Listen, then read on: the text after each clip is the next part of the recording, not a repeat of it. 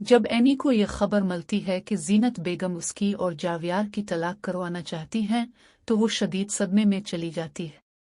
इसका चेहरा जर्द पड़ जाता है और वो गहरी सोच में डूब जाती है। जावियार जब उसे इस हाल में देखता है तो फिक्रमंदी से पूछता है कि आखिर मामला क्या है।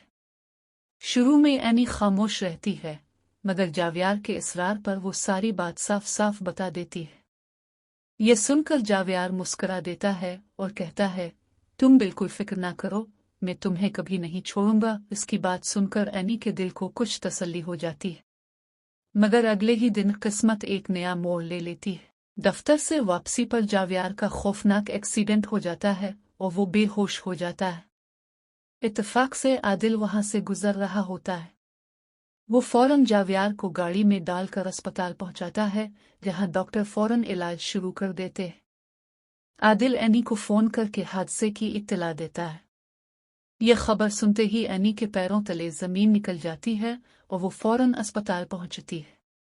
डॉक्टर बाहर आकर बताते हैं कि जावियार का बहुत ज्यादा खून बह चुका है और फौरी तौर पर खून की जरूरत है। खुशकिस्मती से एनी का ब्लड ग्रुप जावियार से मिल जाता है और वो बिला झिझक खून दे देती है। इतने में जीनत बेगम और सिकंदर भी वहां आ जाते हैं। जीनत बेगम ताना देते हुए कहती हैं कि जब से एनी इस घर में आई है तब से जावियार के साथ सिर्फ बुरा ही हो रहा है, तुम यहाँ से चली जाओ। ये सुनकर एनी का दिल टूट जाता है और वो रोती हुई वहां से वापस आ जाती है। कुछ देर बाद जब जावियार को होश आता है तो वो सबसे पहले एनी का नाम लेता है, मगर जीनत बेगम इससे कहती हैं कि एनी तो यहाँ आई ही नहीं, वो तो अपने कामों में मसरूफ है। ये सुनकर जावियार को सख्त दुख होता है। फिर जीनत बेगम इसे मजीद भड़कती हैं और कहती हैं कि एनी तुम्हारे काबिल नहीं, तुम्हें इसे छोड़ देना चाहिए। मगर जावियार साफ कह देता है कि एनी इसकी बचपन की मोहब्बत है और वो इसे कभी नहीं छोड़ेगा। दूसरी तरफ एनी घर में अकेली बैठी आंसू बहा रही होती है।